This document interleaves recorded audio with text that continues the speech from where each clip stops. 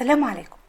النهاردة هنتكلم عن حاجة بتحصل جوه دماغنا كل يوم، وحاجة أغلبنا بيعدي بيها، بس قليل قوي اللي بياخد باله منها. عارف لما تقعد لوحدك والدنيا حواليك هادية، بس جواك في دوشة، صوت شغال بيزن وبيحكم وبيجلد فيك، بيقولك انت مش كفاية، وكل الناس ماشية لقدام وانت لسه واقف. حتى لو حاولت هتفشل زي كل مرة. ساعتها بتقف وتسأل نفسك، مين الصوت ده؟ هو أنا؟ ولا حد جوايا مش عايزني أعيش في سلام؟ عايزاك تعرف إن الصوت ده اسمه الحديث الداخلي السلبي، اللي بيشكك في كل خطوة وبيقلل من كل حاجة بتعملها. والمصيبة إنك بتصدق. بس تعالى نرجع شوية ونسأل، هو الصوت ده جه منين أصلا؟ يعني إحنا مولودين بنجلد نفسنا؟ لا طبعا. ده صوت اتربى جواك من وانت صغير، من كلمة اتقالت لك في لحظة ضعف، أو من مقارنة مؤذية، أو من شخص قريب منك حطك طول الوقت في ميزان، زي انت مش نافع وفلان أحسن منك، وانت برضو غلطت تاني.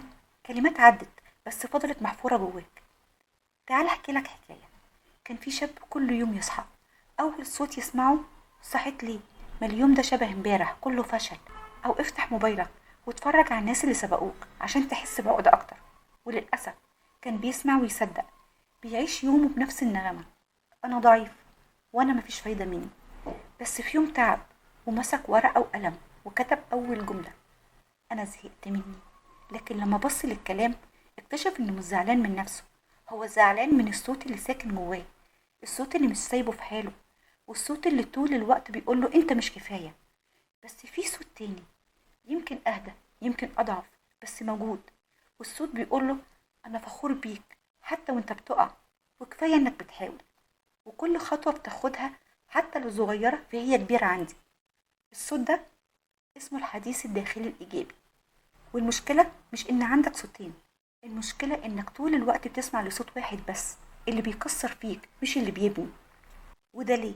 عشان اتعودت عليه. لكن لازم تعرف مش كل اللي اتعودنا عليه بيبقى صح. والصوت السلبي عمره ما كان طريقة للتطوير، لأن اللي بيخليك تكبر هو الصوت اللي بيقولك انت تستاهل فرصة تانية. وعلشان كده أول خطوة إنك تاخد بالك من اللي بتقوله لنفسك. يعني كل ما تلاقي نفسك بتقول أنا فاشل، قول بدلها أنا لسه بتعلم. وهنعمل عن الموضوع ده إن شاء الله حلقة بعدين. وخد بالك، أنا مش جاية أقولك تضحك على نفسك، ولا أطلب منك تقول أنا كويس وأنت مش حاسس بكده.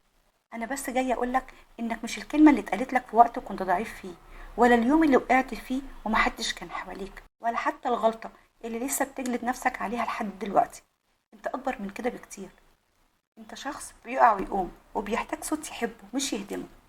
يعني مثلا قولي، لو جالك طفل صغير بيعيط وقالك أنا فاشل، هتعمل إيه؟ هتزقه وتقوله صح أنت فاشل؟ ولا هتطبطب عليه وتقوله عادي كلنا بنغلط المهم إنك بتحاول؟ طب سؤال بقى، ليه مش بتقول كده لنفسك؟ وقبل ما انهي الحلقة عايزة منك طلب بسيط، مش هياخد منك 3 دقايق، بس ممكن يفرق معاك جدا. جرب كل يوم قبل ما تنام تاخد نفس عميق، وتقعد مع نفسك شوية واسألها: أنا قلت لنفسي إيه النهاردة؟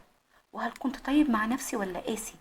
ولو كنت صاحبي كنت هرضى أتكلم معايا بالشكل ده؟ صدقني، 3 دقايق صدق مع نفسك ممكن يغيروا علاقتك بيها واحدة واحدة.